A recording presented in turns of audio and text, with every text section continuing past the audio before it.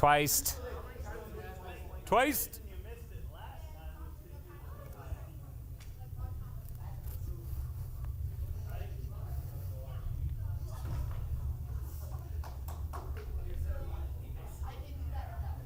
Check. There it is. I found it.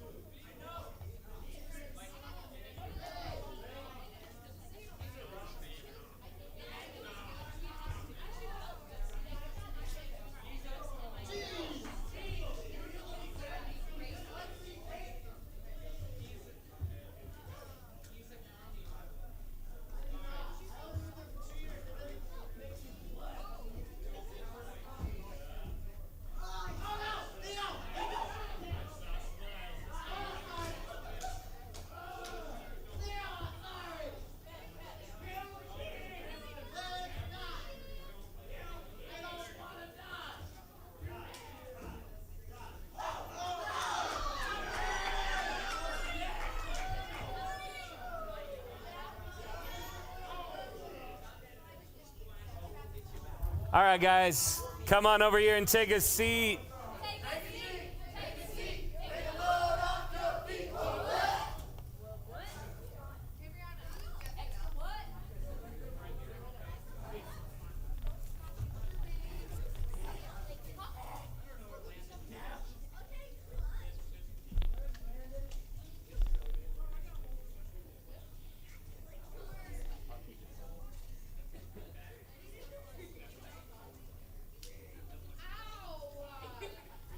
All right. Can you guys hear me? Not really? You really can't hear me? I think you can.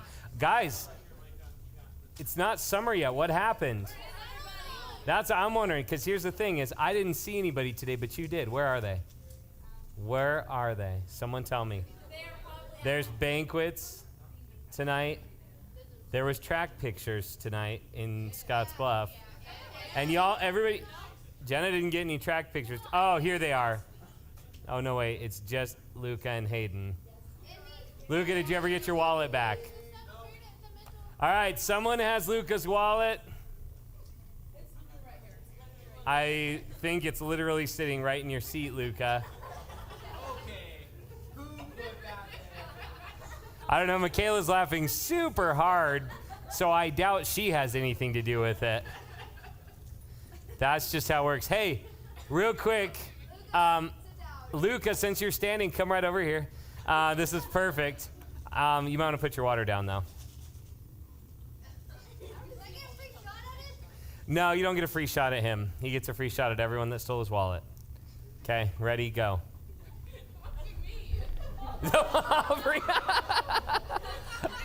I thought you were just going to do like a light vocal roast or something like that, but that's, all right. Okay, Luca, here you go. Now you know who stole your wallet. Could you start passing these out here?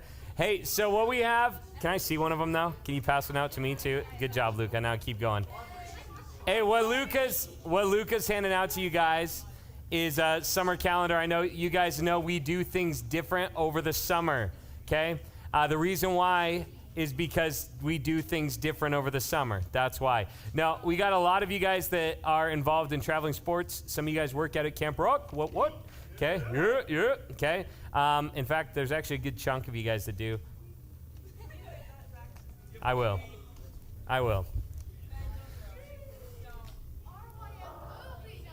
Perfect. It literally landed on the table. Okay. All right, so here's the thing. I'm going to go through this. This starts in June. Now, here's a warning for you guys. Next week, those that were in 5th grade this year, next week they're able to join us. We did promotion tonight. They're finishing Awana. And you're like, yay, new little 6th graders that can't. Yes. Sorry, but next week they can join us. So it's about to get real chaotic. So please don't leave me alone with them. Now, here's the thing, okay? They're doing their final night of Awana tonight. They just kicked off. They're doing their award ceremony. They're getting the same calendar, so those guys are welcome to join us for that. And we're going to have some fun with them. Some of you were those 6th graders, and some of you still are those 6th graders. So that's just kind of how it is. Some of you, like Luca, never outgrew that 6th grade mentality. Just the 6th grade size of Luca is now gone. So, but anyways, June 2nd, we're kicking things off with a summer kickoff party. So we're gonna have some fun here. It's a Wednesday night. We'll go from we'll go 6:30 to 9 here. I know it's summer, and some of you are like till 9. I leave it open till 9 on our calendar just so that we can have some fun with it, all right? It's summer. The sun will still be up, okay? I know some of you guys that are working at camps and stuff, you will be gone. We are sorry, but we will not miss you, Connor. Now, serving the next thing, the 7th through the 10th is at the Berean Church. We got VBS. You guys are not young enough to go to VBS. Sorry. You are old enough to help serve at VBS, and honestly, it's a great time. So it's in the mornings from 9 to 11:30. Great opportunity to come and serve, pour into the next generation of kids coming up. I've got to be there. I'm probably going to have to be wearing a fake beard the entire time. So if you want to enjoy that, come and join us. But no, seriously, I've got a registration for that for you to serve in that. So come talk to me. Yes.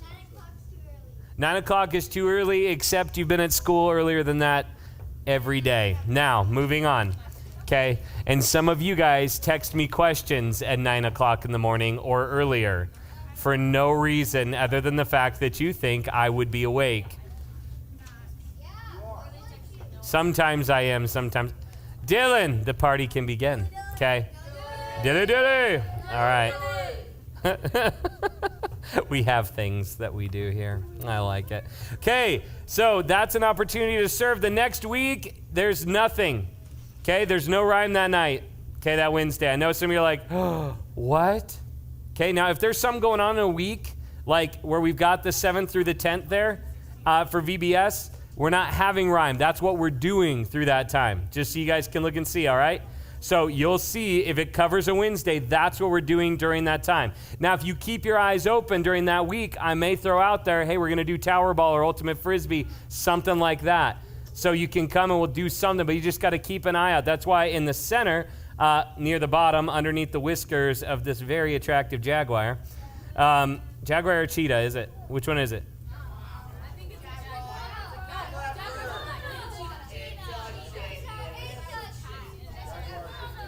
Someone's going to have to figure that out for me later. But right under its whiskers, there is a thing that says follow us, okay? If you go onto Facebook, Instagram, YouTube, and look up at NBC Reach, YM, you'll find us. If you do not have us on Snapchat, come see me tonight. I'll get you our code, okay? And you guys can add us on there. Then you get those updates that way too. If you're like, oh, you're on Snapchat? Yes, we are, and I'm sorry. Okay, now, And Aubrey today snapped me very rudely. Literally, I'm sitting here getting things ready, and Aubrey just sends me, no. Now, the last thing I sent to Aubrey was, hey, come to youth group tonight. And she goes, no. She says it was a mistype.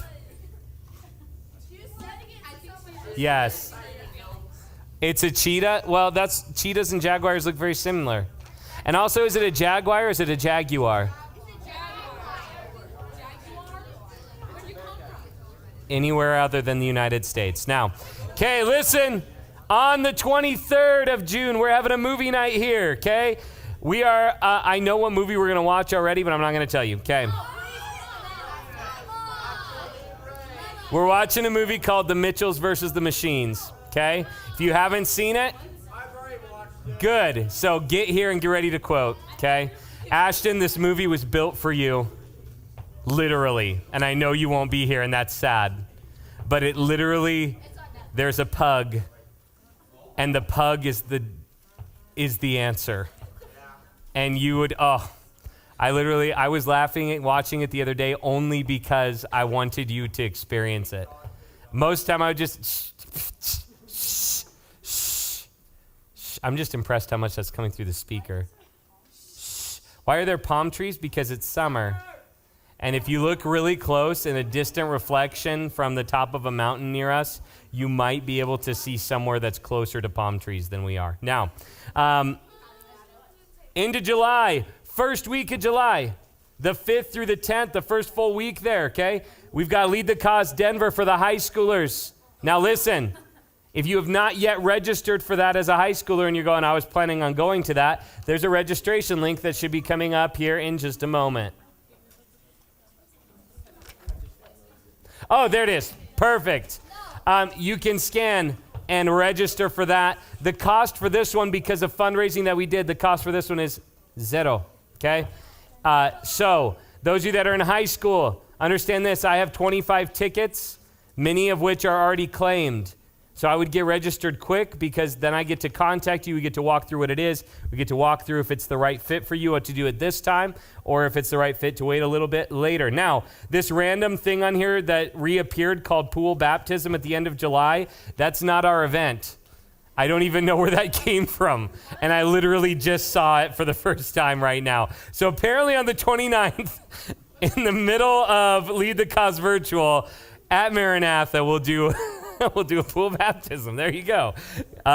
No. Here's the thing. No, it's not. It says baptism, which means this is it. That's what's happening. It's on the calendar, so it's real. And I printed 100 of these. So, I can't believe that happened because I can pull it up on my computer and that's not there. Oh, so fun. Gotta love life. Now, here's the next thing. Lead the Cause Denver. High schoolers, get signed up. Did it work? Yes. Get signed up now. Like, seriously. For those of you that have never been to Lead the Cause in person, some of you that went to the virtually non-virtual Lead the Cause, with Lead the Cause, for you high schoolers to go to Denver, and by the way, if you're an 8th grader right now, you're a high schooler to me, okay? You can go to this, all right? Not if you're going into 8th grade, okay? I shouldn't be, that's funny. Okay, anyways, high schoolers, 8th grade up, you should sign up for this because this is what we plan, like our entire year is based off of this, all right? So, sign up, seriously. I know some of you are like, raise your hand if you've gone to Lead the Cause in person with us in Denver, okay. Those of you that have not, that may be questioning, go talk to one of these guys. Seriously. They'll tell you what it's about. It's a game changer, okay? It's like summer camp on steroids. Times infinity. So good. Now, the next thing, after that on the 14th, Wednesday night, we're having a tower ball night. Get your friends here. We're going to play. Now, here's what we're doing for that. Listen up. Last time we played tower ball, there was 45 people playing. This time when we play tower ball, you're going to be in teams of 10, okay? So when a team scores, they stay on the field and another team comes in against them.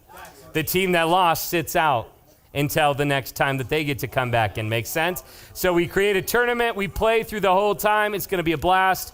Don't miss that. If it's raining super hard, we'll come up with something else to do. If there's no lightning, we may still play it. Now, okay, then The week after that, the 21st, it says no RYM. That is actually my birthday. So if you are not planning on throwing me a party, plan it. Happy birthday. Except I will be speaking at a camp that week, so I won't be here. Okay, now the next week after that, the 26th to the 31st, this is Lead the Cause virtual. Now it says virtual, but understand this, how we do it is we do a virtually non-virtual. We get together, I think right now there's 6 other churches that are planning on joining us. We take over Maranatha Bible Camp in the center of Nebraska there. Okay, it's about 100 of us that get together, okay? And so we do a virtually non-virtual Lead the Cause. They'll have some elements that are on screen. Everything else will be in person, just like what happens in Denver, except it's happening in North Platte, Gothenburg, Maxwell, Brady, the places right around there. You live where? You okay. I'm like, that is quite the drive here for youth group. I'm impressed, especially since I know other youth groups over there that would like you more. Now, I'm just kidding. Just kidding, Micah. Micah, I love you. Now, moving on to any Micah that's in the room. Just know that. Now listen, we get into August. We got our LTC night, Lead the Cause night, where we're going to get together here, kind of bring back all the stuff that we've done through July, share it with those of you that didn't get to go, really make a plan. We take our strategic action plans from that, and we're going to put them into play. Okay, Lift Night, which is where we meet at your schools. You literally go to your school at 6:30, and you're going to be spending some time in prayer with a leader. This is not a time for your commentary, okay? You go to your school, you're meeting with a leader, you're going to walk around your school in prayer together. Those of you that are shaking your head going, I don't do that. Do it. Get over yourself and start thinking about something bigger than you. Now, okay, then on the 18th, back to school bash. A back to school bash, okay? So, as you guys can see, summer is really short, but we have our back to school bash. We'll get crazy here, have some fun. And then on the 25th, we're doing our Bring One night. We'll explain to you what that means later, because we'll have all sorts of ones that you need to bring, okay? We're going to have some fun with that one. So, are you ready? Yeah. Okay, stand up, set your stuff down in a nice, organized fashion, not like I did. Move to the back here. Move to the back.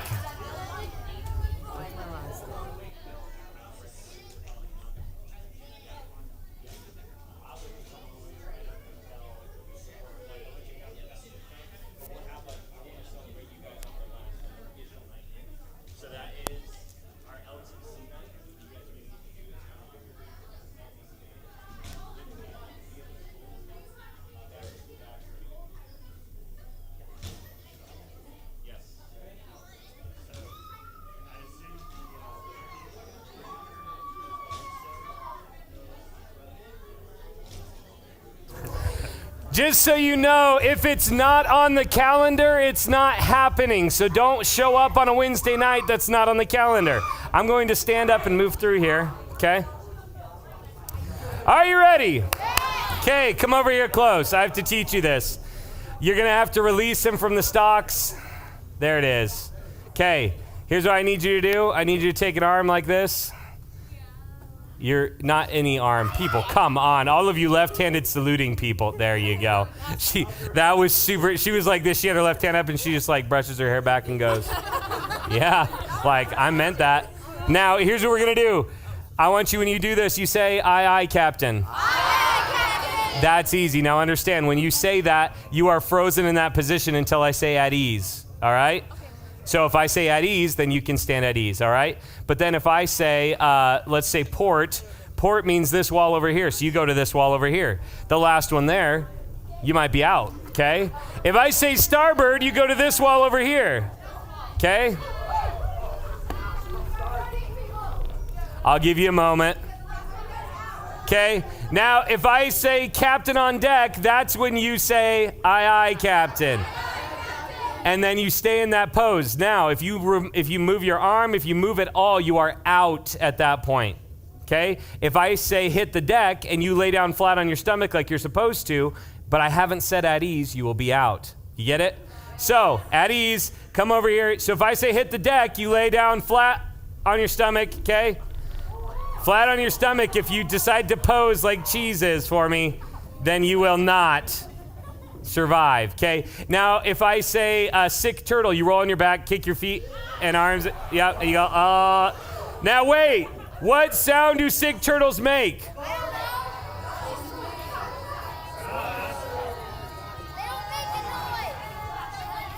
I've been watching a lot of stuff about Colts lately, and this looks like one. Now, okay, here's the thing. Now, if I say, then let's stand up here, because the next thing I could say, if I say shark, one of you jumps on another's back and screams. Actually, wait. I did that wrong. Are you ready? Listen close. If I say shark, one of you actually jumps in the arms of another and screams. Scream. All right, listen. If I say man overboard, one of you jumps on the shoulders of somebody else and you search for them. You don't have to get all the way on the shoulders, but that's impressive. Just jump on their back, not on their shoulders, just on their back.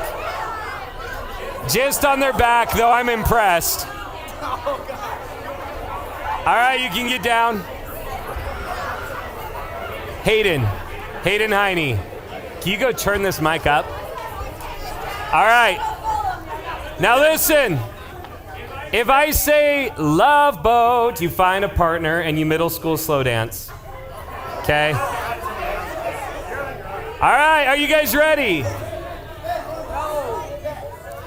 All right, so if I say swab the deck, you're on your hands and knees and you're wiping. So if I say swab the deck, then hit the deck, you drop down. Then I say swab the deck, you're back up. Then you drop down, then you back, like, see what I'm saying?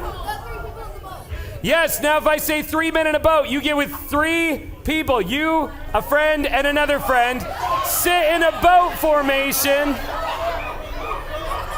And then you row. But look, if you do not have a boat, listen close. Stop real quick so I can explain it. I hear that you get it, but listen. If you do not have a boat, you will be out. If 2 people are in a boat and not 3, you will be out, all of you. If 4 people are in a boat, all 4 of you will be out, so force them out of your boat, okay? Now, when you're in your boat, you row and you say, row, row, row your boat gently down the stream. If you say merrily, your boat sinks, you're out. Okay? So do not say it. What was that? I'm pretty sure. Okay, are you ready? Perfect timing. You have no idea what's happening. Stand up. Captain on deck. Port. All of you that just moved, you would be out. Next time, do not move. Okay. At ease, reset, don't move, okay? Don't move. Are you ready? Captain on deck. Swab the deck. Ooh, that was close. At ease. Port. Starboard. Sick turtle! Swab the deck. Hit the deck. Swab the deck. Hit the deck. Swab the deck. Captain on deck. Love boat. All of you that moved, you're out. Come sit down. Good job, good job. All right, 3 men in a boat. All of you that just moved, you're out. Wow, they're just dropping like flies. Shark! Impressive. At ease. Shark!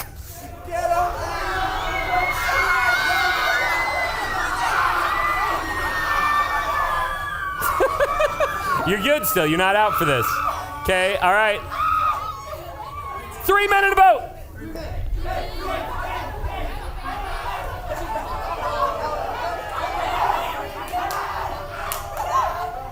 Luca, can you take her to the med kit and get her Band-Aid?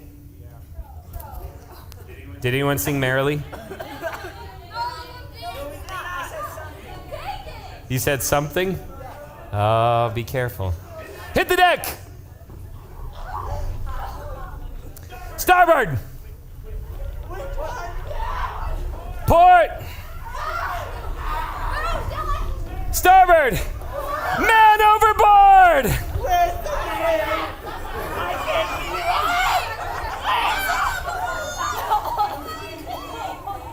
Love boat.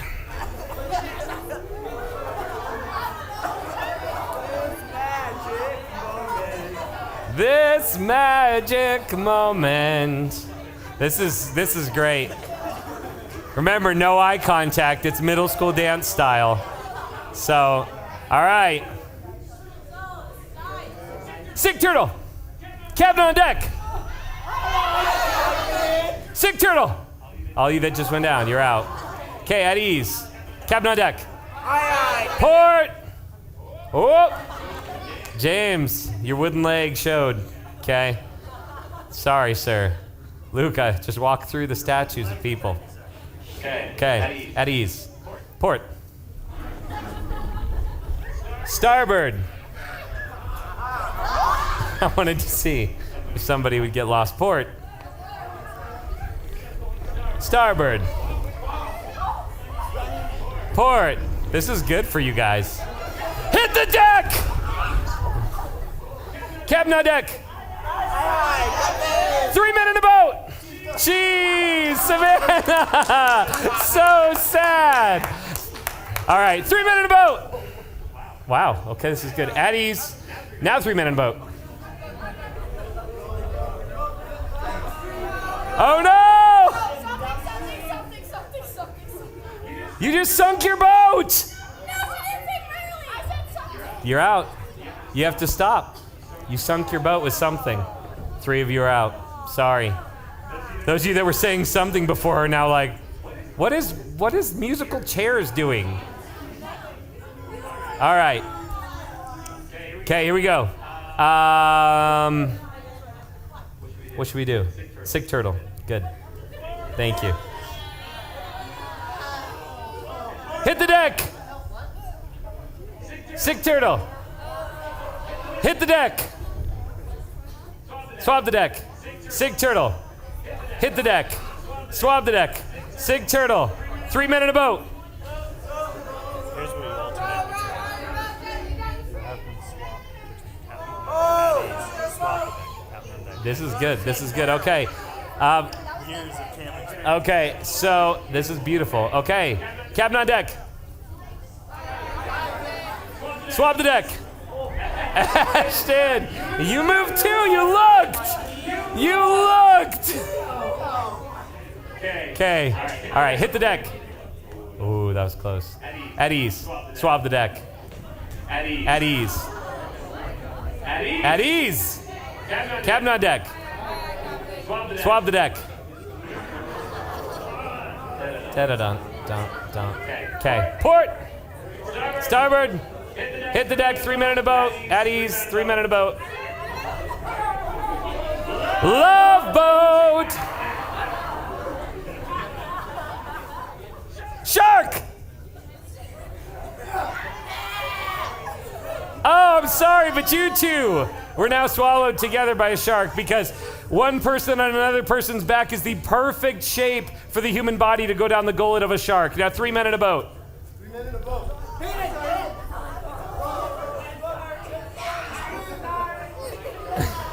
Cash. They threw away their only cash. Okay, love boat. He's mine.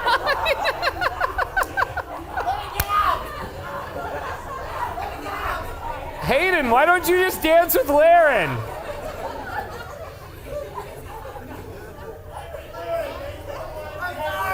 She's still in this. Shark!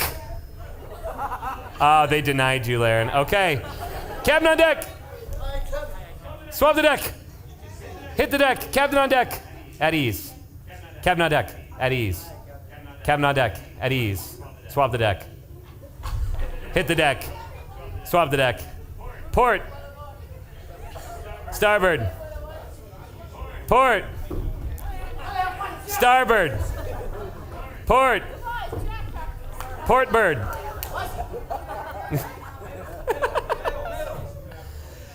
The Love Boat. What song should we sing for them? Yeah. This magic moment.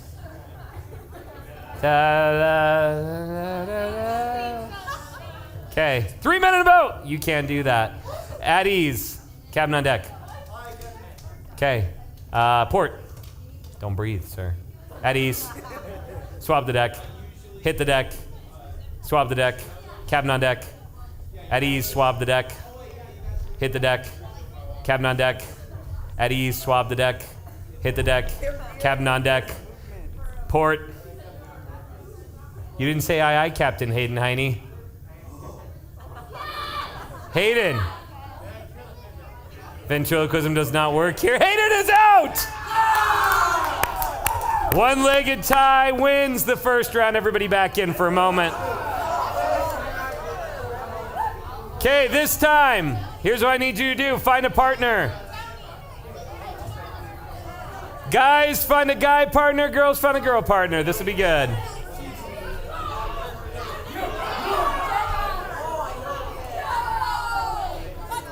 Are you ready? Okay, are you ready? Okay. If I say back to back, what do you do? You go back to back. If I say front to front, what do you do? Front to front. You chest bump, okay? All right, there it is. Cash, do you need a partner? Because I have, look at this. Look, what is this? Connor! Cash, I've got a partner for you. Everybody else is awkwardly standing front to front waiting for you guys. Side to side. Okay, so here's what we do. If I yell birdie on a perch, you're gonna drop. One's gonna drop to a knee, the other's gonna sit on it. Just like that. Okay? All right. Okay, back to back. Elbow to elbow. Fist to face, softly. Bottom of feet to top of head.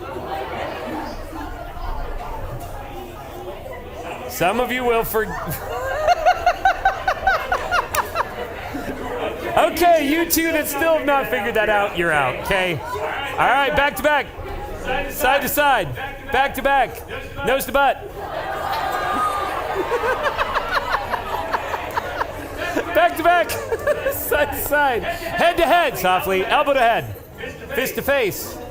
Fist to back. Fist to fist. Elbow to elbow. Side to side. Back to back. Front to front. Birdie on perch. No, these guys are out for sure. He was trying. What are you doing? You're out. Okay. All right, back to back. Side to side. Back to back. Side to side. Birdie on perch. That would be you two. Get out of here. Okay. All right, hand to hand. Hand to face. Elbow to elbow. Back to elbow to front of elbow. You'll figure it out. Back to back. Side to side. Top of head to bottom of feet. Top of feet to bottom of head. Back to back. Side to side. Back to back. Side to side. Front to front. Side to side. Back to back. Side to side. Butt to butt. Head to head. Head to butt. Head to foot. Elbow to elbow. Birdie on perch. Oh no! Okay, stand back up. Birdie on perch. Sorry. I saw it coming. I tried to catch it. Can I have that, please? Or just throw it at random people. Thank you. Okay, back to back. Well, what kind of throw was that? Can I have this, please? What is this? Side to side. Back to back.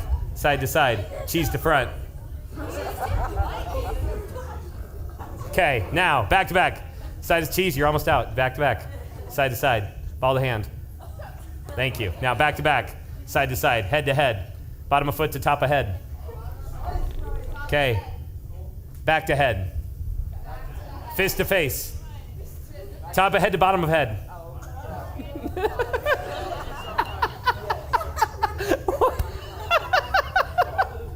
Watching these guys over here is the greatest thing ever. Back to back. Birdie on perch. Ooh, side to side. Birdie on perch. Well, you both made perches.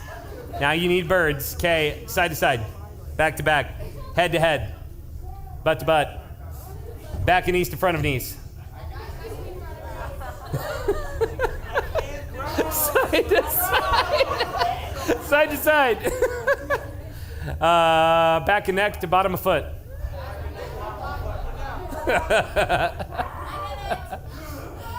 Fist in air.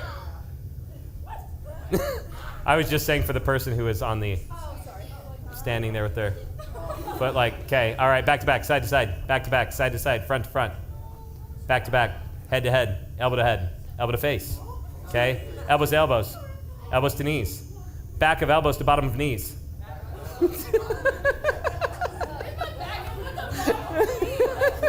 You'll know where the bottom of your knee is when you're 30, okay? Side to side, okay, because it hurts there. Back to back, front to front, side to side, birdie on perch. Back to back, that was painful. Side to side, front to front, birdie on perch. Ooh, these guys are good. Side to side, back to back, birdie on perch. Oh, closest thing to falling down. Sorry. Oh, you got lucky. I saw them first. Okay, back to back, side to side. Nice catch. Front to front, side to side, back to back, side to side, front to front, side to side, back to back, front to front, back to back, front to front, side to side. I was waiting for a beat to drop, but back to back, birdie and perch.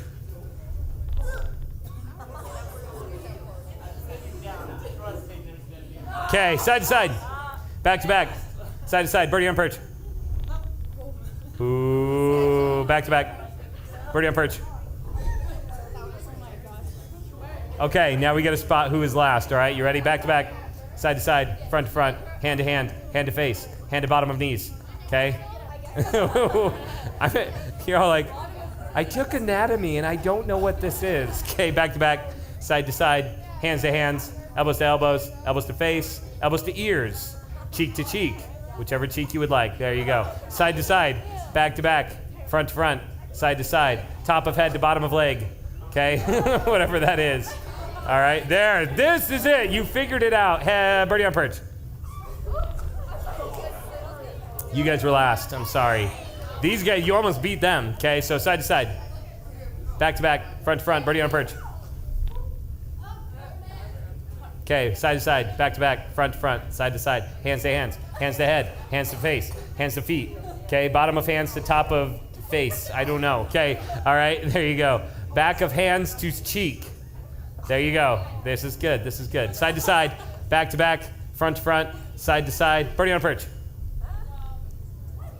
I didn't see anyone. Okay, stand up. Birdie on perch.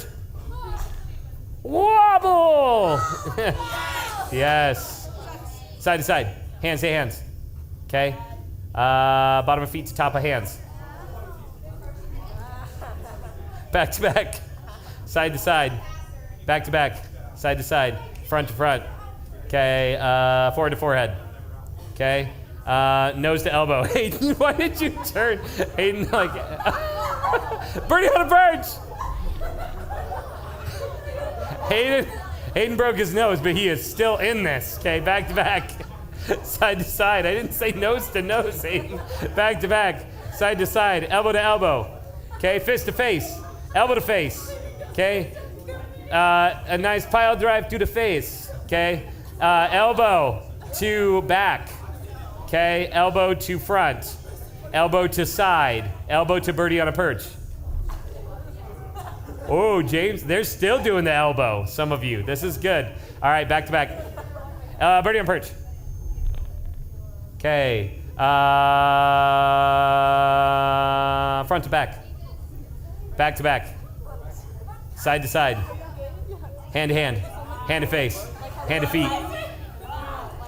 Bottom of knees to top of face. Back. Birdie on perch. Oh, sorry, you guys in the back. He's got the northern blood. Side to side, back to back, butt to butt, side to side, back to back, hip to hip, elbow to elbow, right knee to left knee. Okay, right knee to right knee. Knees to knees, front of knees to front of knees, back of knees to back of knees. See if you can do that. Back of knees to back of knees. There you guys go. Ankle to face. Okay. Birdie on a perch.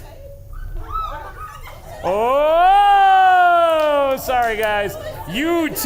These two are almost out. Okay. All right. I need one partner on this side of the room, one partner on that side of the room. Get straight across from your partner. Are you ready? Tie cannot win twice. Now, this side, you guys need to be lined up lined up with the basketball hoop. There you go. And you guys need to be touching the wall. Touch the wall. Hayden Heine, touch the wall. Okay. There you go. All right. Back to back. There you go. Side to side. Okay. Fist to face. Softly. Laren took a fist to the face early there. Elbow to elbow. Okay. Birdie on perch. Oh, you guys are the last ones. Okay, separate. Hands to hands. Back to back. Laren, side to side. Shoe to shoe. Back to back. You don't have to go all the way. You do have to go all the way. Too late. I'm waiting for you. Okay, side to side. Bring down perch. Oh, they fell. Oh, it's the shoe. Tie your shoes. Tie your shoes. Tie your shoes. The best chant we could ever do. Okay, you guys can separate now. I know birdie on a perch is the most comfortable thing in the world. Side to side. Okay? Fist to fist. Jumping elbow to face. Softly. Okay. What is this? Back to back. There's no way it's soft. Okay, butt to butt. Birdie on perch. That was really close. Separate. Birdie on perch. Oh! James and Hayden, you are out. Who will win? All right, I need you to get a chant going for your team. Okay? We have team, what is your team name? Team Cheese versus Team Crochet. Team Cheese versus Crochet. So if you are voting for Team Cheese, I want to hear cheese, cheese, cheese. If you're voting for Crochet, crochet, crochet, crochet. Hands to hands. Fist to fist. Back to back. Birdie on a perch.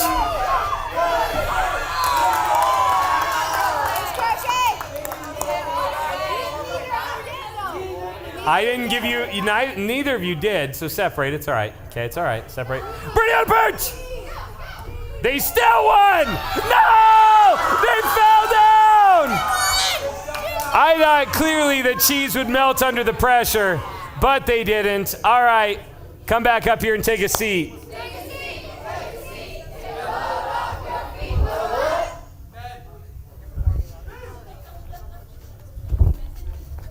Yes. I can't be distracted while I'm trying to climb chairs.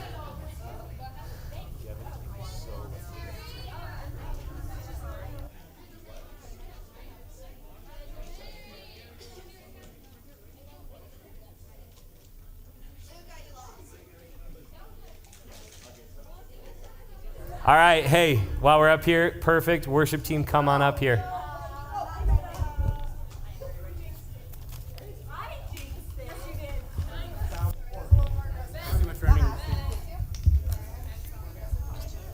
You guys can stand up, jump on up there.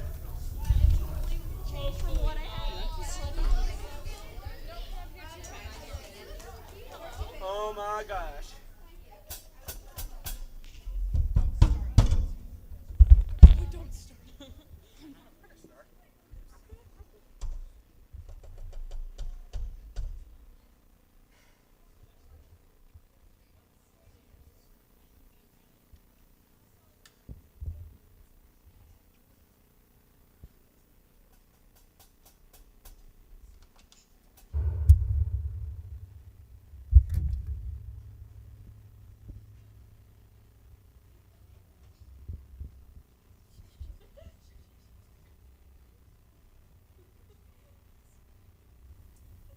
Hey, Ben.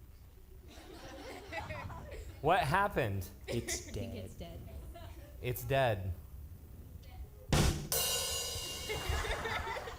Tell him a joke, Hayden. Tell him a joke. Sing your towel song. Yes, Hayden, sing the towel song for everyone, please. But why? Because it's really good, please. Do it. Do it. Oh, he's doing it. But wait, we got to make it a little better, Hayden. Pardon me. While I'm working on this, we'll get Hayden set here.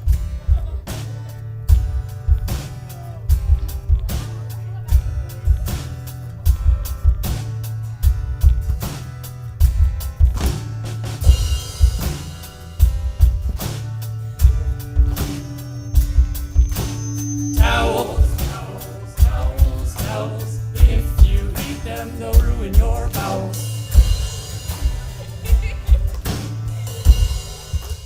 That's it.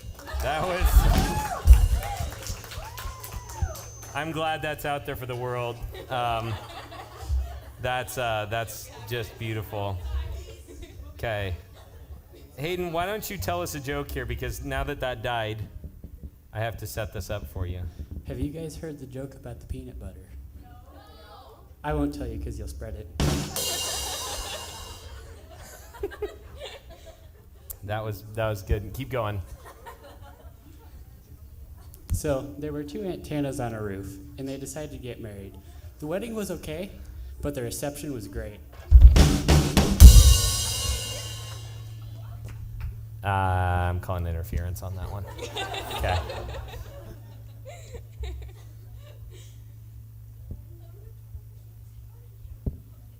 Okay, I think I'm ready. Yeah. About to find out.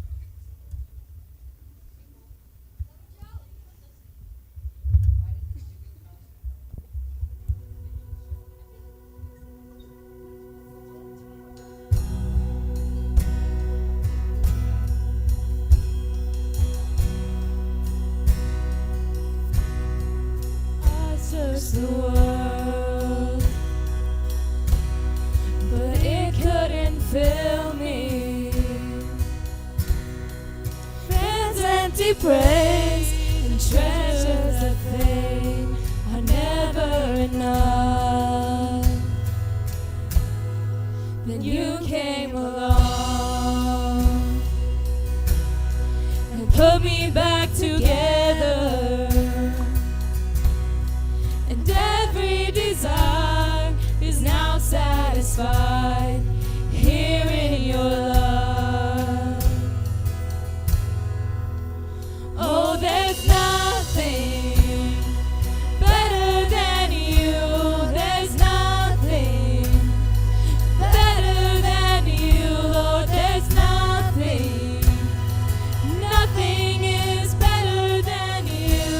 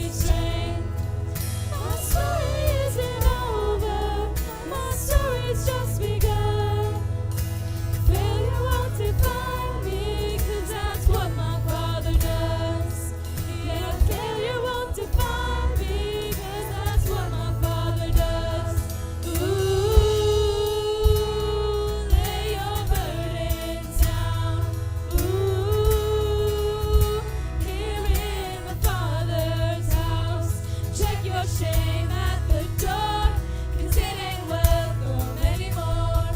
Ooh, you're in the Father's house.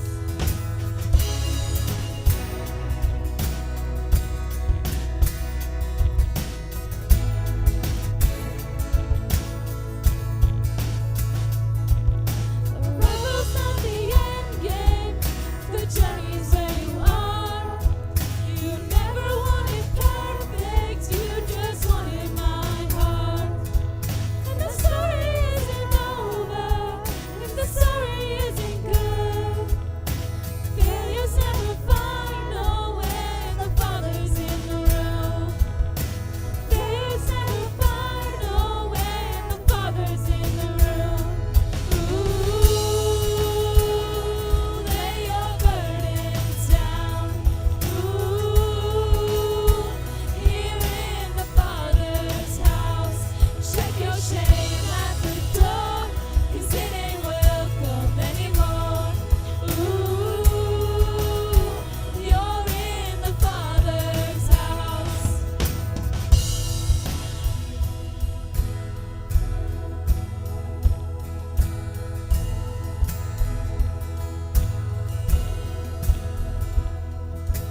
Prodigals come home, the helpless find hope. Love is on the move when the Father's in the room. Prison doors fling wide, the dead come to life. Love is on the move when the Father's in the room. Miracles take place, the cynical find faith. Love is breaking through when the Father's in the room.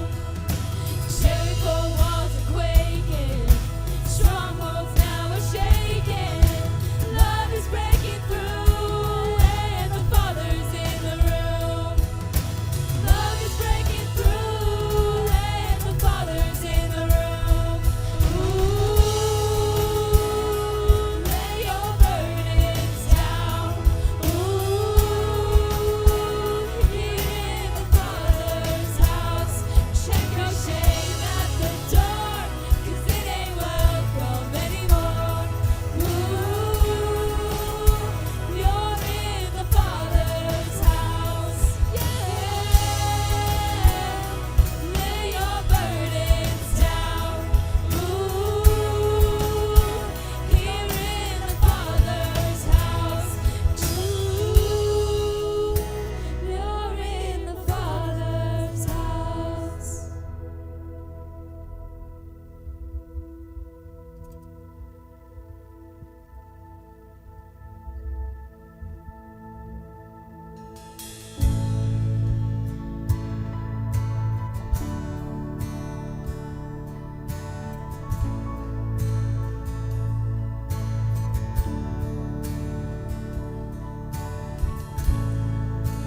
Worthy of every song we could ever sing,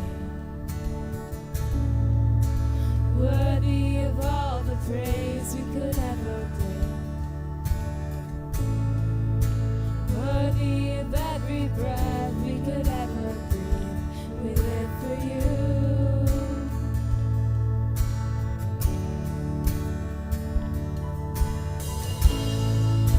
Jesus, the name above every other name. Jesus, the only one who could ever save.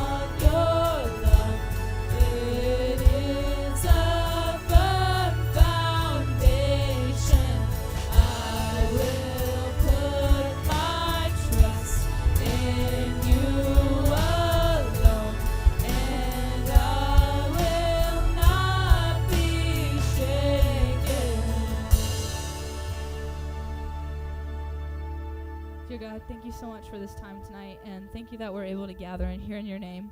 And I just pray that you would bless Ben's teaching and that we would really listen to what he has to say tonight. Amen. Amen. All right, guys, go ahead and take a seat.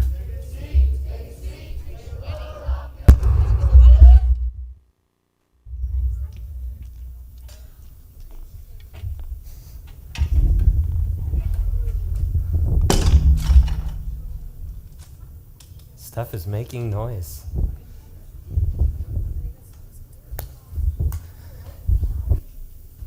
Oh, perfect. I thought Hayden ran away with my iPad. We were going to be in trouble. Okay, what do you guys remember from last week? Anybody remember anything? It was Wednesday. Congratulations. You are correct. What else do you remember? What do you remember?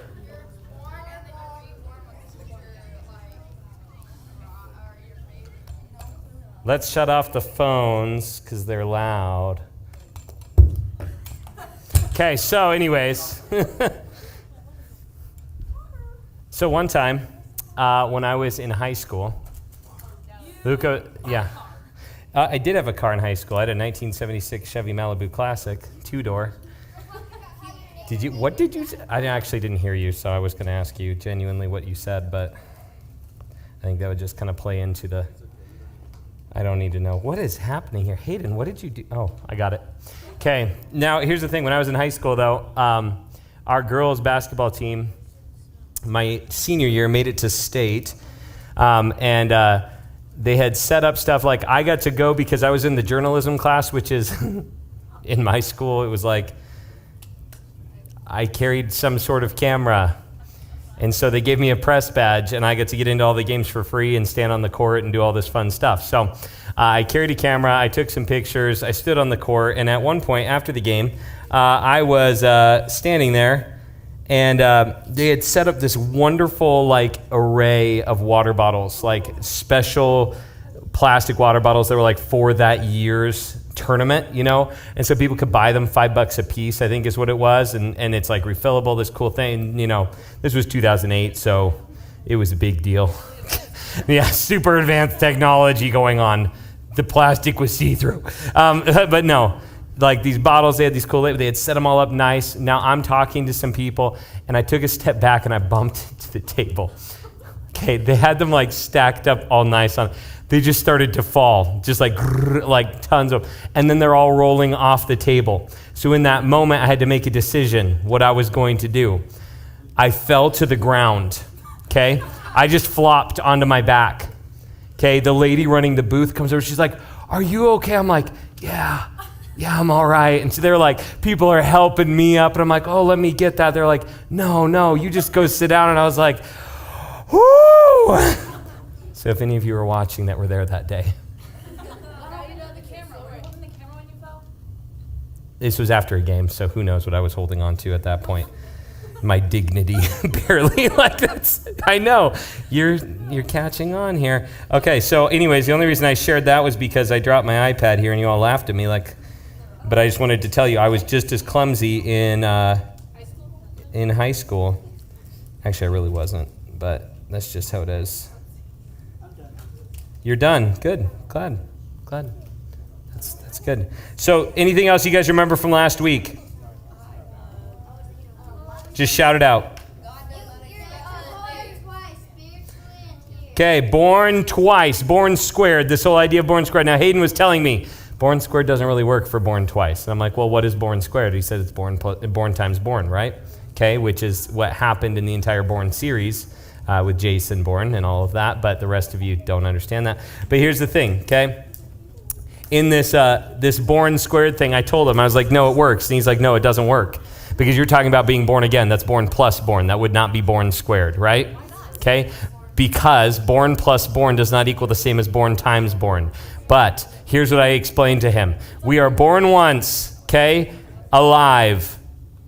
This is what we saw Jesus talk about in John chapter 3. But then, when we put our faith in Jesus, we are born again, and there is exponentially more life, which is why it can be born squared. Now, I thought I gave this enough time to load, but it's not working that way. So here's my question, though. Okay, when we talk about this, putting our faith in Christ, what does that look like? What is faith? Someone tell me what faith is. Faith means you're leaning on them all the way. You're Okay. So full trust. What do you think? Blindly believing in something. Okay, how many of you guys have seen Bigfoot? How many of you believe he's real? Okay, you have faith in Bigfoot. You-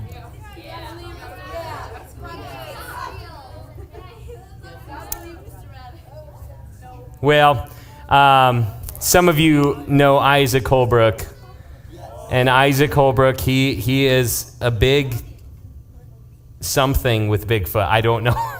Because he says, oh yeah, he's real. But then you look him in the eyes and he's like, yes, he is. I can tell you who wasn't. Adam, early on in the garden. Okay, but we can get over that. You can read that in Genesis chapter 2 or 3, I believe. But listen close. Here's the thing. We talk about faith, and oftentimes we talk about just blind trust, right? Just blindly following something or putting all the weight that we have on something. Like you have faith right now in your chair, right? Okay, somebody lift your feet up off the ground. Do you trust that chair? No. Yes. Okay, these chairs. Now, what if I were to tell you that I took the screws out of 5 of these chairs earlier today? Okay? Here's the real question is, how much do you trust me?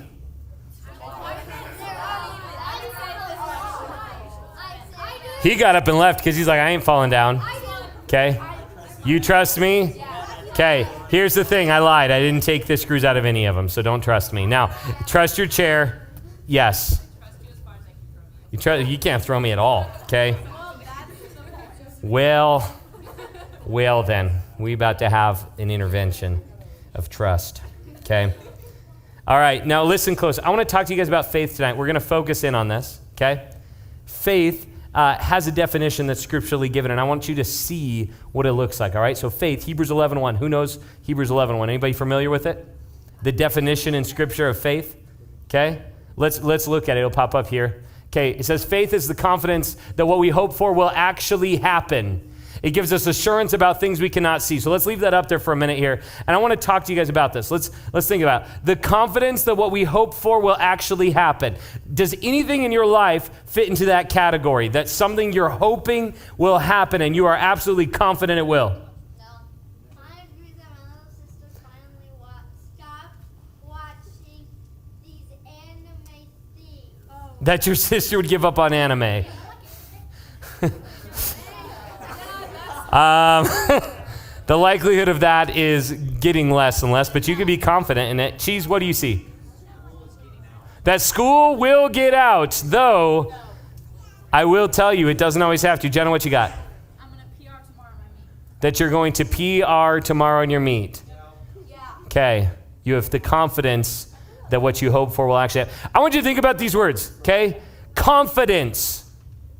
Confidence is not like just, oh, I kind of hope. Like when we say, oh, I hope it happens, we don't really feel much confidence about it, right? That doesn't mean that we're definitely confident, right? Give me some interaction. Give me some reactions here. I got to see something, okay? So here's the thing. When you're confident of what you hope for, it looks different than just what we define as hope, right? Okay? Some of you hope you have a great summer, but you're not confident that you will. I can tell you something. You can be confident if you take that schedule that I gave to you and come to every... No, I'm kidding.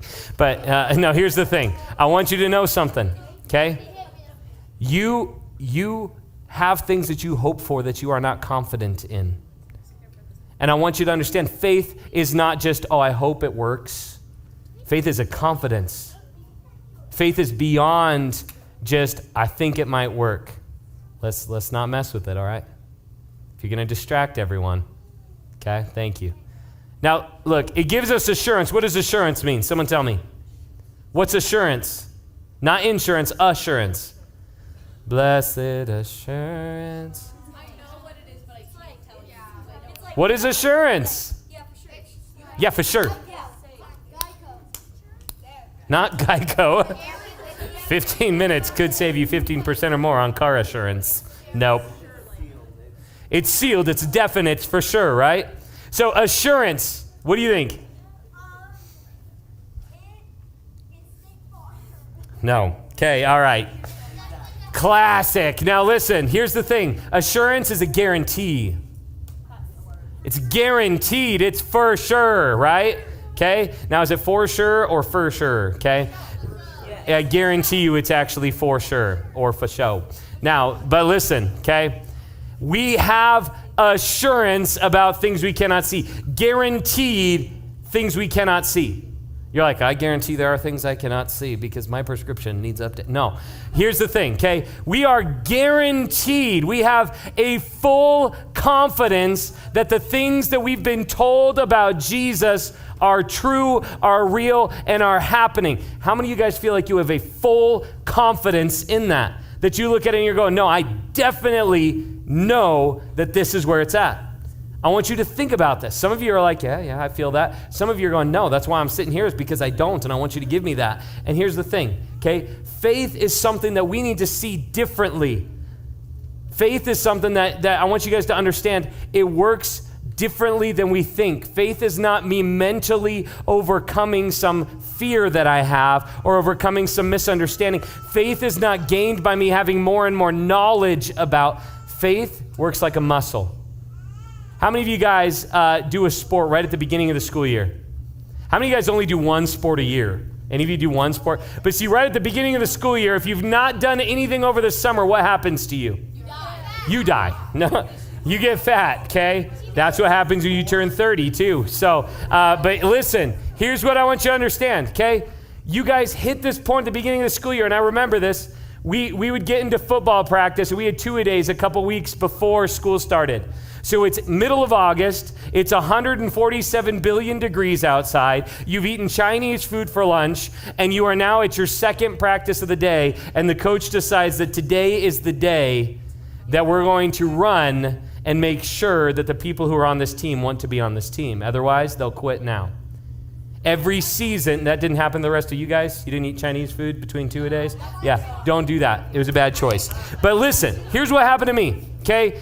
In my school, this is what we would do every time, okay? Our coaches would hit one of the days where they'd go, okay, we've gone through a few drills, we've done a little bit of this stuff, but for the first week, we're going to spend some time every day at the end of practice running and running and running. And we would just run. They'd take the last 30 minutes and make us just run the full 100 yards, back and forth, back and forth, back and forth, nonstop. Because what would happen is this, guys that had been smoking all summer long couldn't do it. And they'd give up and they'd leave. Guys that hadn't been working hard at all through the summer would give up and leave. People would fall down and lay there, and the coach could come over and say, no, you got to get up and go. And he could see who was willing to push through some pain and some struggle to be on the team. And it was this intense thing. But guys, this is where faith matters. Is not in football, not in basketball, not in some sport. Faith matters in this. When I hit a point where I really have to lean fully on Jesus and I realize that I am stuck, like there is nothing but Him, do I have the strength to do that, or am I going to give up at that point? Do I have the confidence in Him to lean on Him, or am I going to run to something else? Try to answer it with something else, because the truth is most of us, that's what we do. Our faith is weak. We have this really weak muscle that we call faith that really has no purpose to most of us because we don't ever use it. Some of us, it's when the opportunity comes, we just ignore it. Some of us, we make sure we avoid every opportunity that our faith would have to stand up. And I want to challenge you guys today as we get into this. This is why I want to talk about this, is we're in this Born Again series. And you have to understand, if you are born again, it is by faith alone in Jesus Christ alone that you are born again. And that faith has to be what you stand on in Christ. Because that's what it is. That's your support system, is standing on Him, the foundation of Jesus. 1 Corinthians 3 lays that out for us. But I want to take you guys actually to an interesting section of Scripture to look at when we're talking about being born again in Jesus, because we're going to go back a little ways before Jesus came. No, we're not going that far back. We're going to go to Daniel. Some of you guys are very familiar with the book of Daniel. You know a lot of stories about Daniel. You know the weird things near the end of Daniel where Daniel's praying for 21 days, wanting a message from God, and this angel shows up. Josh and I were talking about this yesterday. But this angel shows up and says, Daniel, we heard your prayer on day 1. I've been on my way, but the demonic force of the prince of Persia has been holding me back for 21 days. So I called on Michael, the archangel. He's taken over that battle so I could come give you this message. I got to go quick and relieve him so he can go back to battling this other demonic force. And we're all going, wait, what's happening? 21 days it took of solid prayer to get this angel through the battle that was going on. Okay. You're like, that's in Daniel? Daniel's weird. Okay? Here's what I love about the book of Daniel is for years and years and centuries, there have been scholars trying to completely debunk it because the accuracy of its prophecies are too intense. There's no way. Because if Daniel is correct, if Daniel is from the period that it says it is, if this truly went down the way that it says it did, then the rest of Scripture has to be true. And so this is one that gets attacked all the time. And you know what's amazing, though? The more and more archaeologists try to disprove it, the more and more they're finding proof of it. And I love it. The more and more scholars try to find evidence against these things, and they think they found it, then archaeologists find something that's like, well, actually, it just proved it. We didn't have evidence of this, but now we do.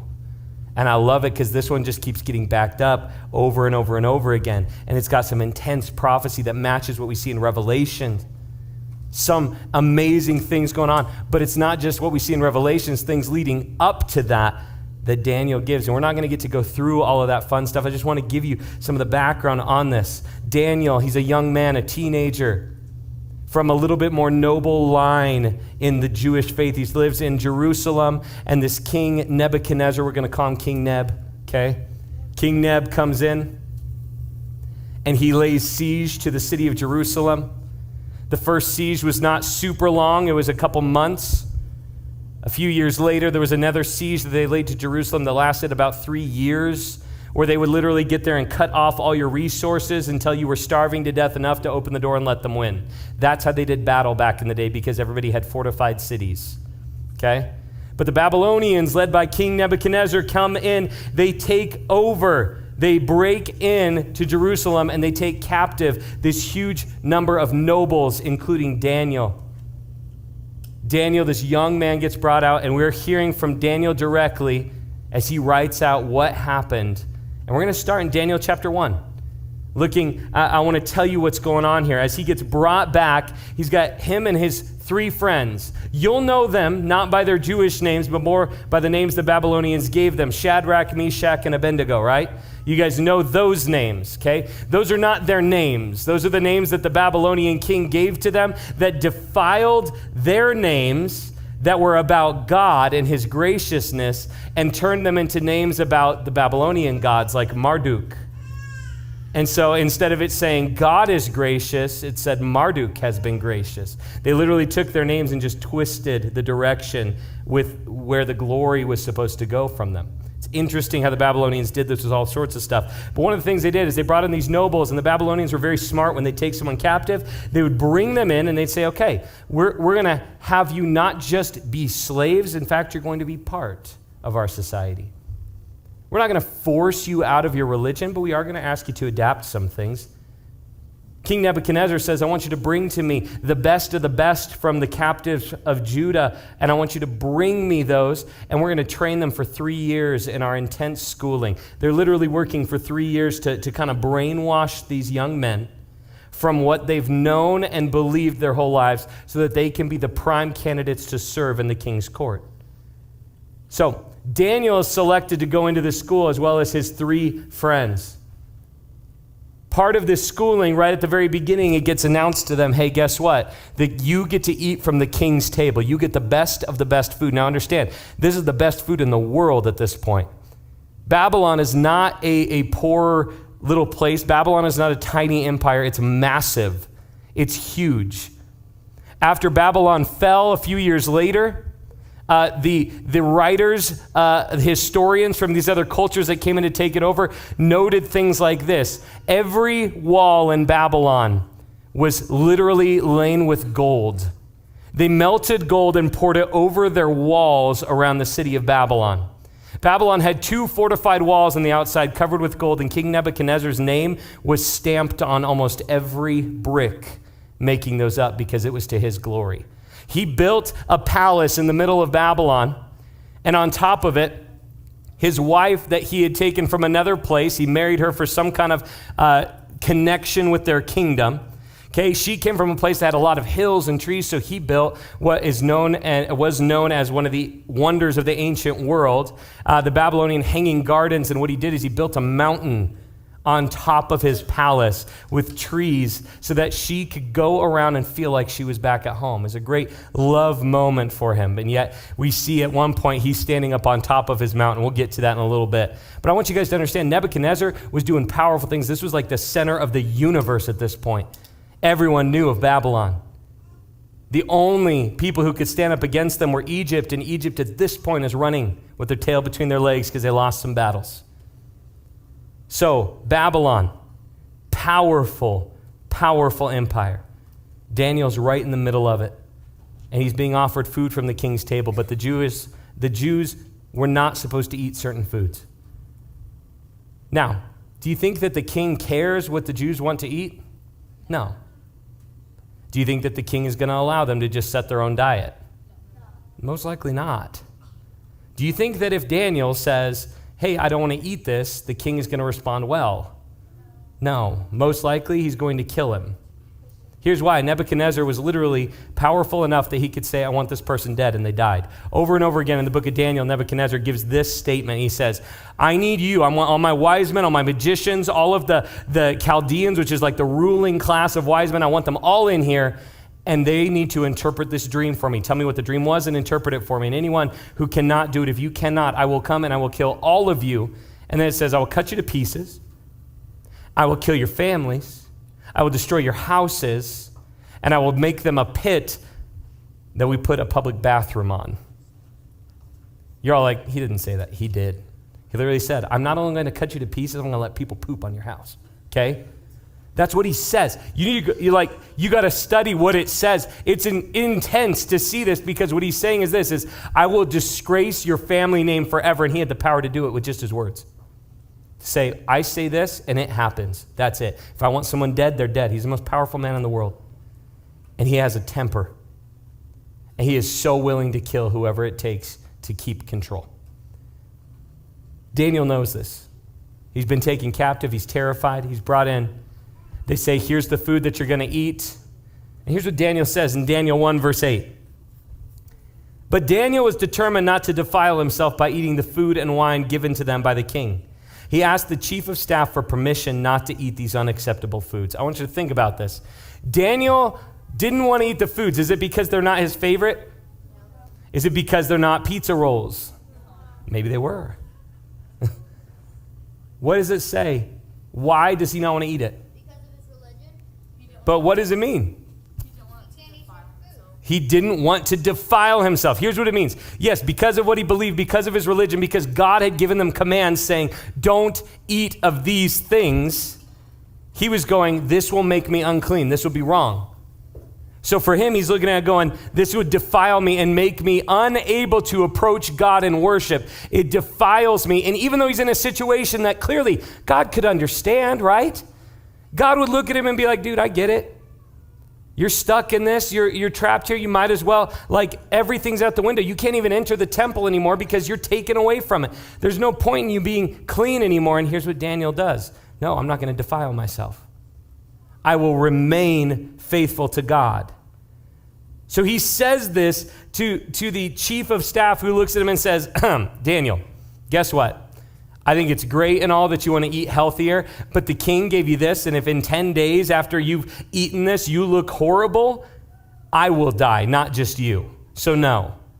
Well, then Daniel grabs Shadrach, Meshach, and Abednego and says, guys, we can't do this. And they go to the guy that's under the chief of staff and say, hey, let us eat vegetables and drink water for 10 days. Let everybody else have the other food and drink wine. And then after 10 days, see how we're doing.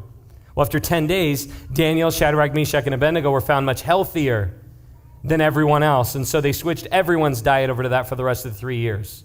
Okay?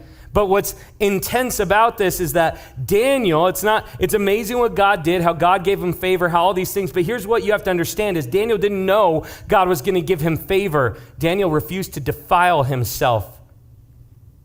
He refused to compromise on what it took to honor God, because his faith was that solid. as a 12 to 14-year-old young man. He's like a 7th grader, guys.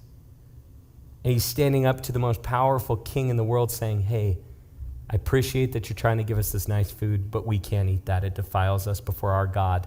And I know you changed my name to Belteshazzar, which means the one who serves Marduk, but I don't. I serve Jehovah, my God, the only God, the one true God, the God of heaven. And that's what he's saying by saying this of, no, I will not submit to you in this way. And that is intense. He's literally putting his life on the line over some food. I want you to think about you. Would you do that? If it was something small like that, how many times in your week do you have opportunities where you can stand up to something that's simple and yet we quickly compromise our faith because, oh, it's a little risky? Daniel's literally facing death as a teenager, certain death. He's going, well, it's better to die than to defile myself before God. Have you ever thought of that? Well, it's better to be humiliated than to give up on serving God. It's better to be made fun of than to live in a way that dishonors God. Well, it's better to be rejected and not have a ton of friends than to abandon God and abandon my faith just so that I can fit in. Think about this. I want you to see Daniel, who doesn't have, this is far before Jesus comes. Daniel's just trusting and has faith in the promise that one day through the family of Abram, God would bless the whole world, that a Messiah would come. And he has his faith in that promise. He hasn't even seen it come. And this is how strong his faith is. Well, it doesn't stop there. Let's jump in and see his 3 friends. They joined him in this, right? Okay, after the 10 days, they're all found to be better, much more healthy, and they're holding on to their faith, and it makes great impact. They're found not only to be healthier, but 10 times more wise than any of the others. Every time the king called on them to come and help, they had way better advice, way better leadership. Their skills were far surpassing everybody else's. God blessed them because of their faithfulness. It's incredible. He gifted them because he knew that they'd be willing to do it. So then we jump to Daniel chapter 3. Daniel has been given a very high position at this point because he interpreted a dream for the king. Not only did he interpret it, but the king had said, tell me what the dream is, then interpret it. And Daniel did it when no one else could. Daniel comes in and says, this is what your dream was, this is what it means. And the king said, okay, Daniel is now my second in command. It's me and Daniel. So Daniel, little Jewish teenage boy who's not even from here, is now the one who gets to be second in command. The king sends him out on delegation. But this dream that the king had is interesting. He had this dream of this giant statue with a golden head. The golden head represented Babylon, King Nebuchadnezzar, his kingdom. Then it had these different elements of the statue all the way down that represented other kingdoms that would follow. This is one of the most intense prophecies that we see in Scripture, and we're not going to hit it tonight because I want to focus on something else, okay? But here's the thing. He sees this statue with a golden head that represents him, and this giant boulder cut with no hands, like a hand that just comes out and lifts this boulder from a mountain and destroys it. Destroys the statue. Then the boulder turns into a giant mountain and fills the whole world. So suddenly it's like, you're like, I had that dream once. It was after I ate that weird burrito. But here's the thing, is Nebuchadnezzar, like he has this intense dream. Daniel tells him what it was, interprets it, and shows him, King, there's never going to be a kingdom like yours. But there will be another kingdom that comes to follow yours. It's the Medo-Persian Empire that is coming. And there's some amazing symbolism in what they're all made out of and all these cool things. But I want you to understand something with this. This dream directly pointed to the Most High God, the one true God, and how he was ruler over the affairs of man. How King Nebuchadnezzar can have all of his dreams and wishes and opinions, but he has no control over what's going to happen, really. Nebuchadnezzar sees it and is amazed.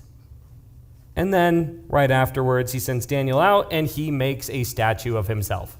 Okay, he takes this idea of a statue, and he makes a giant golden one. It's almost like he's mocking God, saying, okay, you say that you can destroy me. Now I'm going to take not just the head of gold, I'm going to make this entire thing of gold.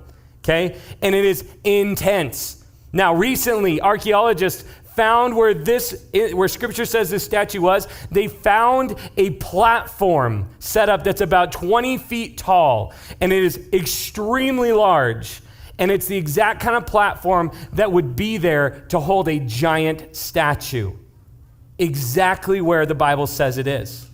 Pretty intense, right? At first they thought it was walls of a city, it's so big. They started going around and they're like, what in the world is this? And they look and it's like, no, it's not. It's literally just a platform. A human-built platform for something.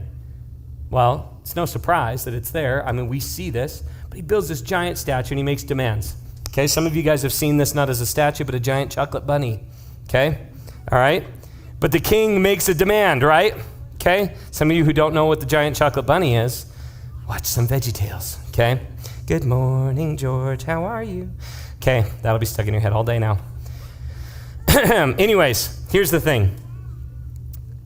The king makes this rule. He says, I want music to play. Whenever the music plays, everyone has to bow down in front of the statue, no matter where they are. Stop what you're doing, turn and bow. So, day one, they're unveiling the statue. He makes everyone come out. They're all there. He says, anyone who does not bow down and worship the statue when the music plays will be thrown into a fiery furnace. This was a common killing thing that they had. Those of you that are like, you literally just like had a random furnace. Yeah, they killed people with it all the time and burnt up things and did all sorts of stuff. Okay, so he says anyone who does not bow down is going to be thrown into a furnace. I guarantee you this isn't the first time he's thrown people into a furnace. Babylonian tradition would be that they've done this for a long time. So Shadrach, Meshach, and Abednego are there going, well, what are we going to do? The music starts playing. Everyone bows down. They stood there. Can you imagine?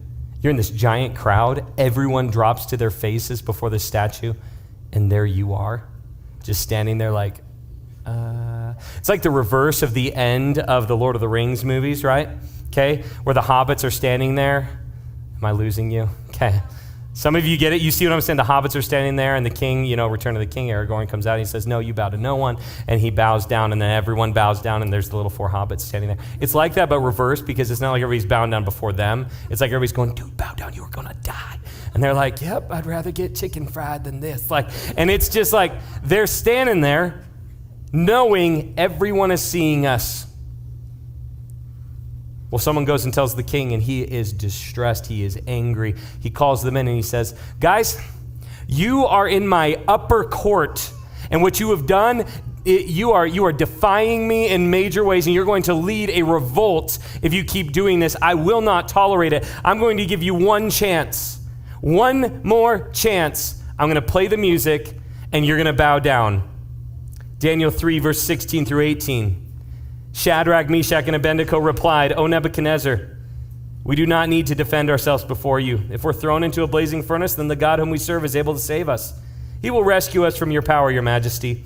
But even if he doesn't, we want to make it clear to you, your majesty, that we will never serve your gods or worship the gold statue you have set up.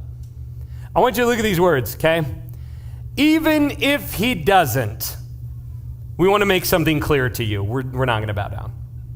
Even if we're about to be thrown into this and burned alive, we'd rather do that than bow down to your statue, because we worship only the one true God. I want you to think about this. Teenagers. These are high schoolers, okay? And they're just standing there going, no, King, I know you can kill us. I feel the furnace. It's nice and warm. And even if our God doesn't save us. Now, they made a statement against the king. They said, our God can save us from your hand. What they were saying was, King, Daniel already told you this. There's a God who is far above you. Your hand means nothing if he wants to stop it. Now, some of you guys know this story. Some of you guys maybe don't, but the king gets angry. He turns up the furnace 7 times hotter than normal, right? It's so hot that these guards, he gets the strongest guys, they bind them up. Normally, they would take the clothes from them because they're worth money, and especially for these guys that are in a ruling class, they're worth a lot of money.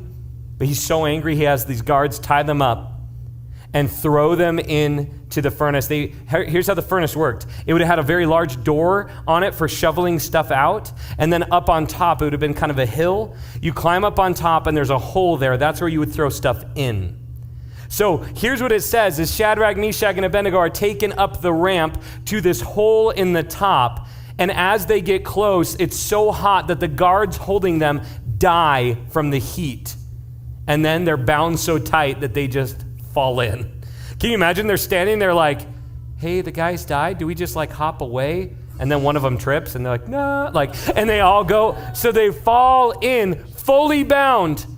Hands and feet are tied. There is no escaping this. Now, you're thinking about this. The king goes, I don't want any chances. I want to watch this. Because if they somehow fall in there and the first thing to burn up is the ropes that are on them and they can bust out of there, I want them killed immediately.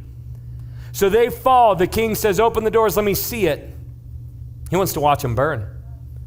He not only is watching them burn, he has his entire ruling class there. Everyone is there to watch this. Not the first time they've done this. They're all sitting there, and the king, with a little smirk on his face, is watching for a moment. And he says, how many guys did we throw in there? One of the guys goes, 3. He goes,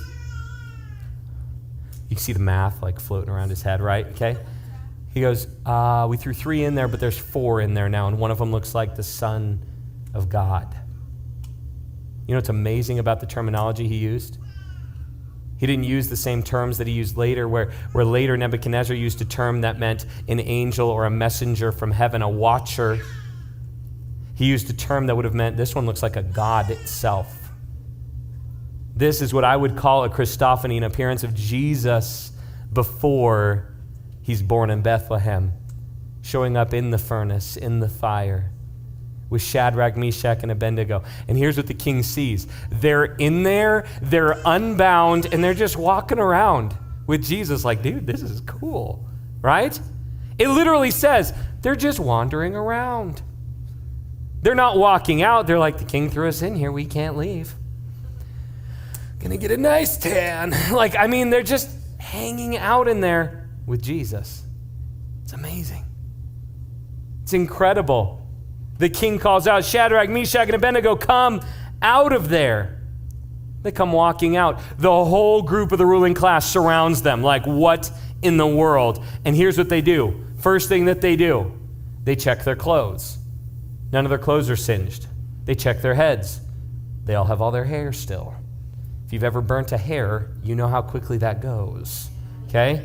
Some of you are like, yes, I love candle season. Like when you're just sitting there with hairs going, okay, oh, pyros. Okay, but here's the thing.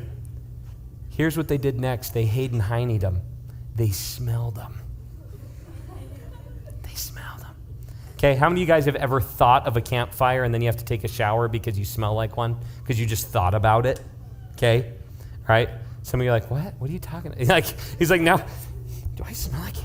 No, I smell good. But here's the thing, okay?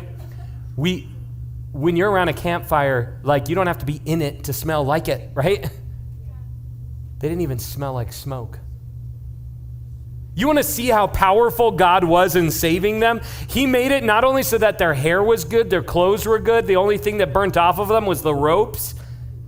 He made it so they didn't even smell like smoke. I love that this is what they noticed. They're like, you guys don't even smell like smoke. That's weird. Everything here smells like smoke, and you guys smell like Old Spice. At that point, it was New Spice, but still. Okay, but I want you guys to understand something with this. This is how intensely God saved them, but they didn't know he was going to do that, did they? They said, he will. We believe that he will save us. If he has a purpose for us, he'll save us. But even if he doesn't, what kind of faith do you have? Have you ever been in a situation where your faith is being tested to the point that you're having to go, okay, God, I trust that you're going to get me through this, but even if you don't, I'm still going to worship you. You ever been in a situation like that? I think of moments in my life where it hits, and I'll just tell you, when you have kids, if you ever get the privilege of having kids, those moments hit all the time. Janae today was having a moment like that. Micah popped a lifesaver in his mouth. Okay, funny that lifesavers are not always lifesavers. Pops this lifesaver in his mouth. okay? Not lightsaber, for those of you that are confused. And he's sitting there, and it just slips right down his throat, okay? For him, he's freaking out. Now, he could breathe somehow still, because probably the little hole in there, okay? And he takes after me. If you remember, one time I swallowed an entire donut while in a car accident. It was a great moment of my life, okay? If you don't remember that story, come on. Ty remembers it, but it's a good story, and it's the legit truth of what happened there, okay? The chocolate gem ones, because they have a little more, like, they slide down better. But here's the thing, okay? Micah's there. Janae's calling me in a panic because he's going, it's stuck, like in his throat, freaking out. Okay, so I'm leaving the church to drive in. I'm going, it's okay, it's a lifesaver. Just pour some water down his throat. It'll just melt away a little bit. It'll be fine. Okay, and after a while it just kind of dropped. But you just have to understand, like, these moments, these panic, intense moments where we're like, God, what are you doing? God, what's going on? And now, not every time you choke on a piece of candy do you go, God, I'm questioning your authority. But there are moments in our lives where we're going, God, what is going on? God, I don't get this. God, I'm in this situation where now I either have to go against you or I'm going to suffer for it. And you know what? Shadrach, Meshach, and Abednego said, yeah, we would die. We would be burnt alive before we would give in. Our faith is it's unswervingly strong. We are going to stand firm. Even when brought before the king himself, who gives them another opportunity, they go, no. Sorry. King, we don't have to explain ourselves to you. You know what we believe, and you know that we're not going to bow down. Can you imagine that? It's intense what's happening here. Now, it doesn't stop there. The king's amazed. He goes, surely the God of Shadrach, Meshach, and Abednego is powerful. But he doesn't believe it's the only God. He says, he's definitely a stronger God than the other gods. But he's not the only God, is the way that Nebuchadnezzar sees it. Well, Nebuchadnezzar goes through a lot of different stuff. We're going to come back to him. But later, after the Medo-Persian Empire comes in, another king takes this place and brings Daniel back in as an authority figure in the culture. After Nebuchadnezzar, Daniel kind of goes off the radar for a little bit, okay? But Nebuchadnezzar dies, and we have this new guy come in. And his Daniel is way up. He's about to be placed again, second in command of an entire new empire. Still away from home. Still does not belong there. At this point, Daniel's about 80 years old. Okay, he's been in captivity for a long time. He finds something out. He's about to be placed in second in command, and there's two other guys that work with him and a whole group underneath him that do not like that because he doesn't even go here, right? Okay, they're super upset with this. So they conspire against him. They say, here's what we know. Daniel has been perfect in his record of service, so we can't come up with something that's a reason for him to be kicked out. But we do know that Daniel serves Jehovah, the God of the Jews. So we can attack that somehow. Come up with this plan. They go to the king and say, oh, king, make it for 30 days that nobody can worship or pray to anyone but you. No God, no person, just you. 30 days. They walk in with it all written out. They say, King, it's right here, sign it. You deserve this. You deserve this kind of honor. You deserve this kind of respect, King. The king goes, I like this. They came in, the first thing they said actually was a lie. They said, we all are in agreement, your entire ruling class, we're in agreement. Well, the truth is Daniel was not part of that.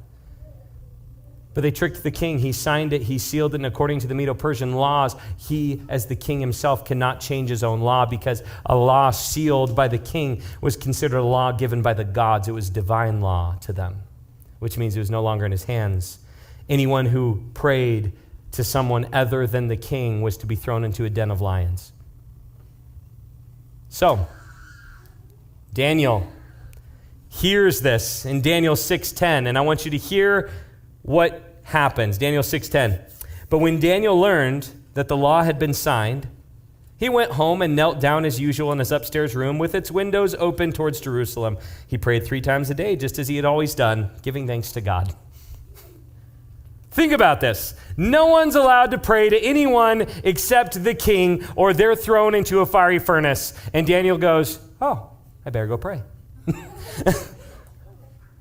It's like his little alarm went off. He's like, oh, time to pray. Like, that's it to Daniel. 3 times a day, he would go to his room, he would open his windows, facing towards Jerusalem, and he would pray.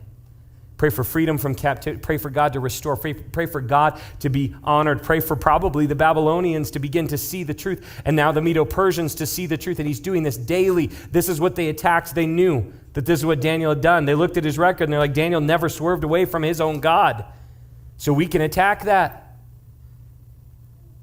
Do you live in such a way that people know that if they were going to attack you, the best way that they could attack you is to go after your faith because they know you won't swerve from it? Think about that. If someone wants to bring you down, can they poke at your faith? Or is your faith the piece that they're like, no, I can't poke at that because it's meaningless to them? Daniel sees the law is signed, and he goes home immediately and prays. He does exactly the opposite of what the law says, and they were waiting for him. They watched, they saw it. He doesn't even do it quietly. Now think about this. Daniel could have just said to God quickly, he could have just gone, okay, God, you know what's going on, so for 30 days I'm not going to talk to you. I'm just going to not pray. Because it doesn't say that they have to pray to the king. It just says if they're going to pray, they have to pray to the king. There's ways around this. Most of us have just gone, I'm just not going to pray. 30 days, that's easier. I'll just pray silently. Daniel's like out loud, full volume, windows open. Dear Lord, like he is going for it because he doesn't care what the king's rule is. I'm going to pray to the one true God. And I will do it. And it's interesting. He says he just continued to do it 3 times a day. It's like the first time. You can imagine his heart's thumping a little bit. Second time, it's probably thumping again. And he's going, at some point, they're going to get me. People are walking outside going, who is that guy? And everybody's like, that's Daniel. Like, why is he praying? Why is he doing that? Does he want to die? And they're like, I don't know. Like, and it's crazy to think about. But eventually these guys catch him. They go before the king. They say, King, didn't you sign this? And the king's like, sure, yeah, I did. And they go, well, Daniel prayed to his God, and now he has to be thrown, and the king's freaking out. He doesn't like this. He spends until evening because he has until sunset to carry out the order. He spends until that evening trying to come up with a way around it. They come and they say, King, you signed this. You can't get out of it. Kill him. The king says, Daniel, I'm sorry. I got to do this. Daniel's like, I know. Takes him there to the lion's den. Takes him and throws him in. Closes the door. He seals it as the king, and then the ruling class comes and they seal it so that the king can't come and take Daniel out. They'll know if he breaks his own law. So, Daniel's in there. The king doesn't sleep at all that night. Sitting there waiting. The moment the sun cracks over the horizon, he knows that they have fulfilled what the law required. He runs over there, and he yells down in the hole because their furnaces and their lions' dens are set up very similar. And he yells down from the top, hey, guess what? Daniel, did your God, was he strong enough to save you from the lions? And Daniel goes, yeah, I'm good. Yeah, I'm in here.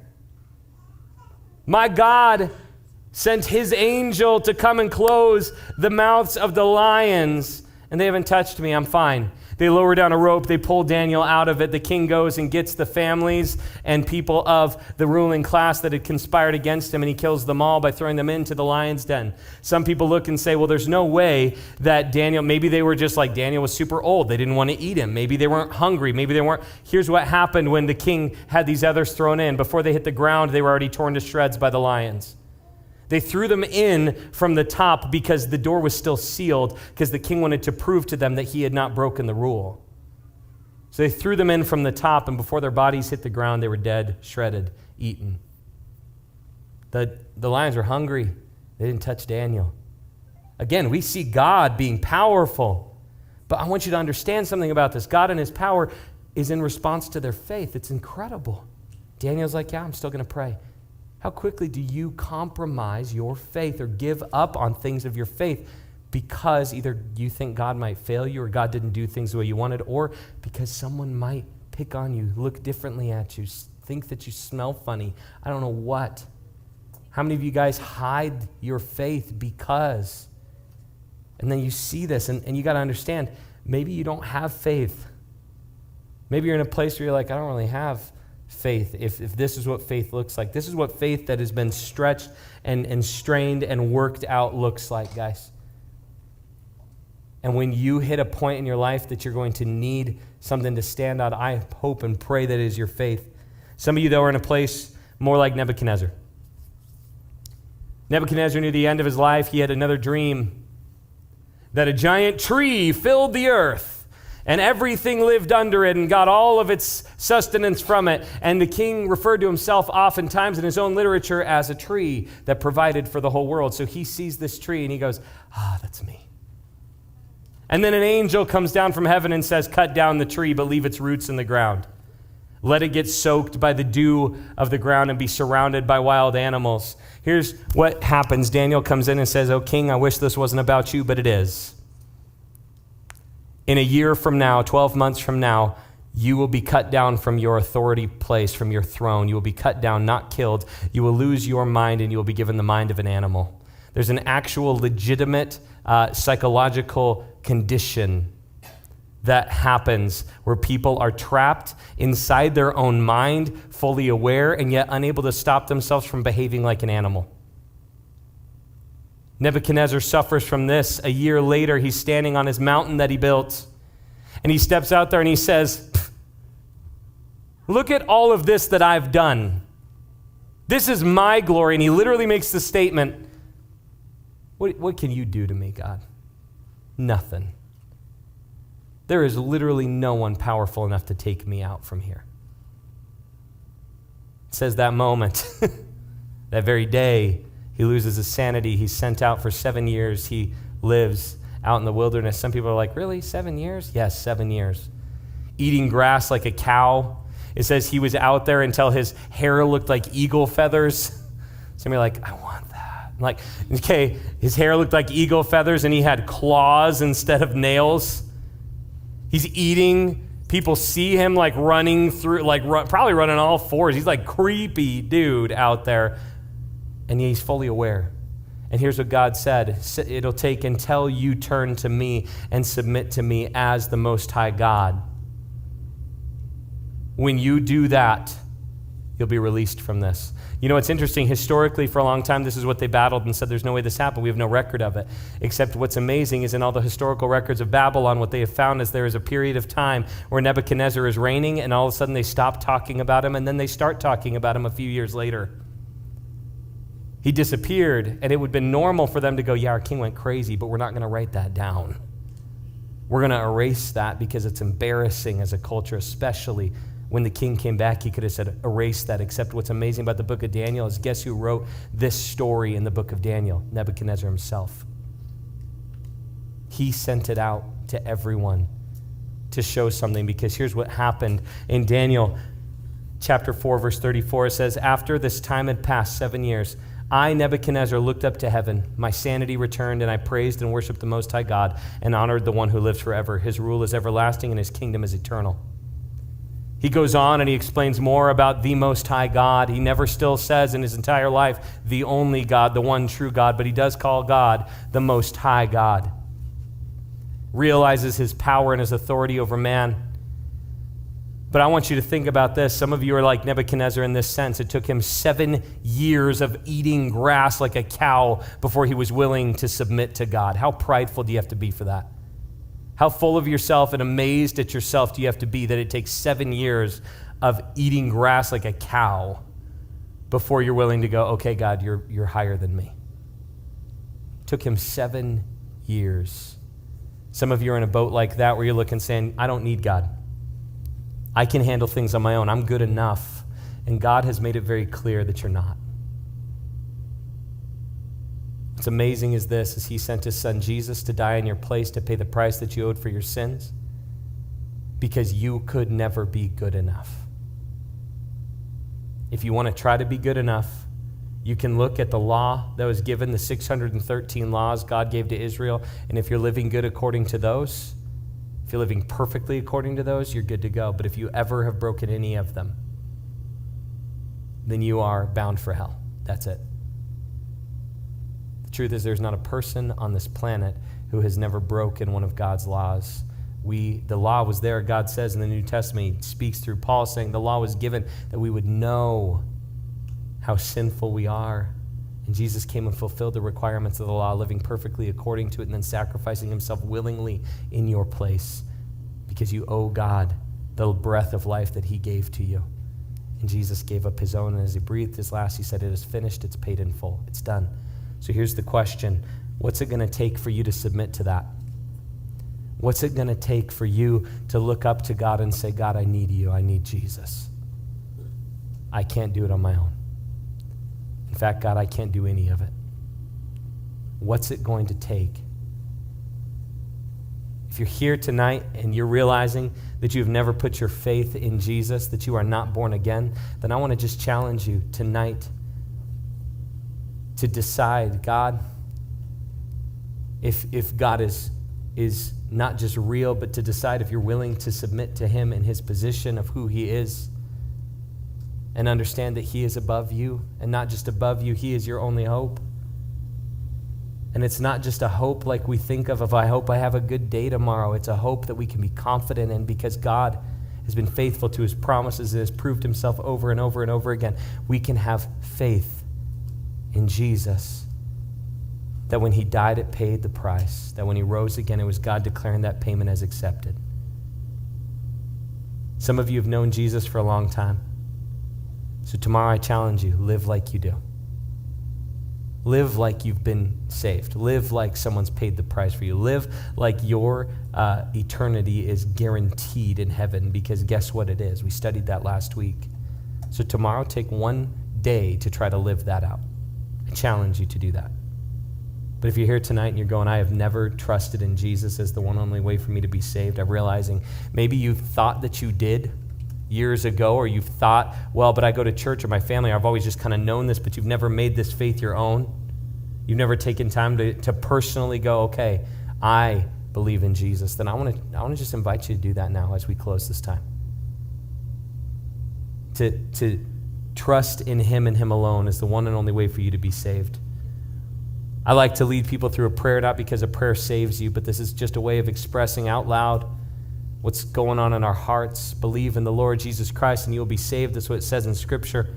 And this is just us expressing that. So if you are ready to do that, I'm going to ask that we just bow our heads and don't bother the people around you, you and God right now. It's time to decide if you're ready to submit to him as the Lord, as the one, if you're ready to walk in faith in that. So if you're ready to do that, I'm going to just pray this with me. Say, God, I know that I've sinned, and because of my sin, I deserve to be separated from you forever in hell. But God, I also know that you love me so much that you have made a way for me to be saved through Jesus Christ. He paid the price that I owed to you, God. I could never be good enough, but he shed his blood for the forgiveness of my sins. And God, I know that when you raised him from the dead, you declared that payment accepted, and you have now given him the authority to give me new life. And God, I'm trusting in Jesus and him alone to save me right here, right now, knowing there is no other way, no other name but the name of Jesus for me to put my faith in. And God, I am confidently hoping, confidently standing firm that Jesus saves me right here and right now. Without bothering each other or looking around, if you prayed tonight to put your faith in Christ for the first time, I just want you to look up at me. If you have questions, do not leave here without getting them answered. Grab myself or one of the leaders, and let's talk about it. Let's figure it out. But if you're here tonight and you're going, you know what? It's not that I don't know Jesus. It's that I've just never taken a single step with Jesus, or I've stopped.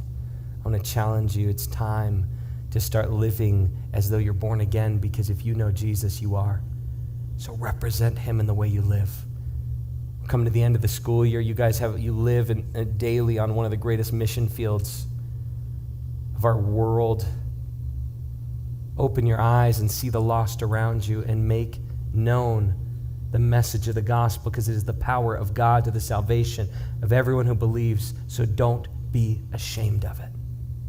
God, would you fill us with boldness, fill us with focus, fill us, God, with an attitude that desires to see you glorified above ourselves. God, I pray that you would represent yourself through us. God, help us to be your witnesses. Change our hearts, God.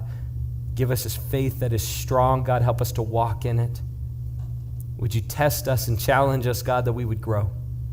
Would you drive us, God, to our knees before you in prayer, even, God, when it's risky? God, would you help us to stand when others would bow before false things, God, and to kneel when others would refuse to come before you, God? Help us, God, to live out the example that we've seen in Scripture today in a way that represents you well in our schools, in our homes, at our jobs, in our teams, God, wherever we're at. We praise you and we thank you in Jesus' name. Amen. Hey, if you guys had an opportunity in the last couple weeks to share the gospel with somebody, I want to hear from you on that. So before you leave, come talk to me. It is 8:30. I do have small group questions. If you want to jump in your small group, if you got to go, you got to go. I get that. Leaders, I'm very sorry. I know I always take so much time. Our leaders from Frontier, which we only have one here tonight, Josh, is leaving tomorrow for the whole summer. So, you're like, what? I thought that we owned him now. Didn't we pay for him? No. Okay, so we're actually going to lock him in the closet downstairs, and he's stuck. So, no, that's it. So make sure you say bye to Josh. Grab on one of these calendars before you leave. But if you had an opportunity to share the gospel, I want to hear from you. Come talk to me. If you haven't signed up for Lead the Cause, make sure you do that. If you need that link, come see me. Otherwise, I would ask, if you got the time, jump in with your small group leader. They've got questions. Small group leaders, if you do not have the questions, come see me because I got them printed out for you. Other than that, I'm trying to think if that's it. I think that's it for now. Okay? All right.